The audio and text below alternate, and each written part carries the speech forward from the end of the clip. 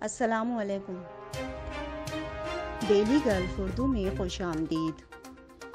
ترجمان طالبان ذبیح اللہ مجاہد نے افغانستان کی فضائی حدود کی خلاف ورزی کرنے پر امریکہ کو خبردار کر دیا۔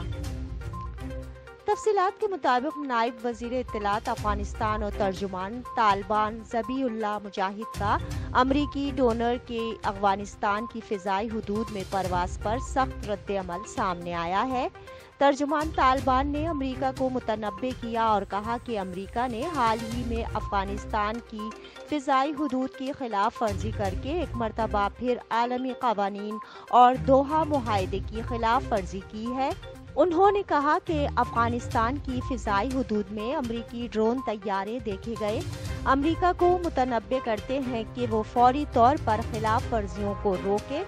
ذبیح اللہ مجاہد نے مزید کہا کہ امریکہ سمیت دیگر ممالک سے کہتے ہیں کہ قوانین کی پاسداری کریں اور منفی نتائج سے بچنے کے لیے افغان سرزمین کی خود مختاری کا احترام کریں۔